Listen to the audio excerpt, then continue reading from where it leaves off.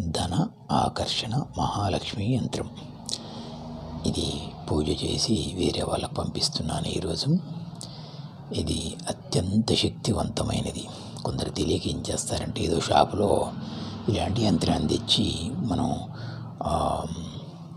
పూజ గదిలో పెట్టుకొని పూజిస్తుంటారు. అలా పని చేయదండి. దీన్ని